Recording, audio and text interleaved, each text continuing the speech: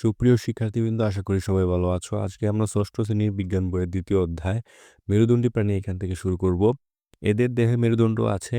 এদের দেহের ভিতর কঙ্কাল থাকে, পাখনা বা দুই জোড়া পা থাকে, সরল চোখ প্রকৃতির চোখ বিদ্যমান। এরা ফুলকা বা ফুসফুসের সাহায্যে শ্বাসকার্য চালায়।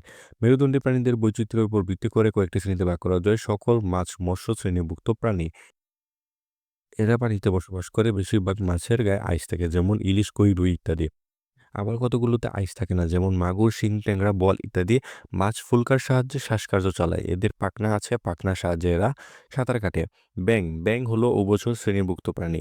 এদের জীবনে কিছু সময় ডাঙায় এবং কিছু সময় পানিতে বসবাস করে। এদের লোম, আইস বা পালক কিছুই থাকে না। দুই জোড়া পা থাকে, পায়ের আঙুল কোনো নখ থাকে না। ব্যাঙাচি অবস্থায় এরা ফুলকা, অপরিণত অবস্থায় ফুসফুসের সাহায্যে শাসনকার্য চালায়। টিকটিকি, কুমির, সাপ, গিরগিটি ইত্যাদি হলো সরীসৃপ শ্রেণীভুক্ত প্রাণী।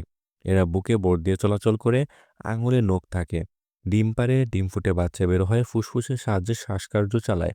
হাঁস, মুরগি, কবুতর, দোয়েল পাখি ইত্যাদি হলো পক্ষী শ্রেণীভুক্ত প্রাণী। এদের দেহ পালকে আবৃত থাকে। পালক দেখে পাখি চেনা যায়। পাখি ছাড়া আর কোনো প্রাণীর পালক নেই। উট পাখি, পেঙ্গুইন এবং আরও কিছু পাখি আছে যারা উঠতে পারে না। পাখি ডিম পাড়ে। বানর, ইঁদুর, কুকুর, বিড়াল, গরু, ছাগল ইত্যাদি স্তন্যপ্রায়ী শ্রেণীভুক্ত প্রাণী। মানুষও এই দলের অন্তর্ভুক্ত। এদের দেহে লোম থাকে। বাচ্চা মায়ের দুধ খেয়ে বড় হয়। মায়েরা বাচ্চা প্রসব করে। স্তন্যপায়ী প্রাণী মাছ, ব্যাঙ, সাপ ইত্যাদি থেকে বুদ্ধিমান। এদের মস্তিষ্ক ও দেহের গঠন বেশ উন্নত। তো এই ছিল এই অধ্যায়। এই অধ্যায়টা থেকে এখন আমরা কি কি শিখলাম? জীব নাড়াচাড়া করে পুষ্টি, প্রজনন, শোষণ, অনুভূতি, অভিযোজন, বৃদ্ধি ও রেচন হয়। জীবজগতে 5টি রাজ্য, যথা মনেরা, প্রতিষ্ঠা, ফাঞ্জাই, ছত্রাক, উদ্ভিদ ও প্রাণী। অপুষ্পক উদ্ভিদ যেমন সমাঙ্গ উদ্ভিদ এবং ফস ও ফার্ন। সপুষ্পক উদ্ভিদ হলো নগ্নবীজি এবং আবৃতবীজি।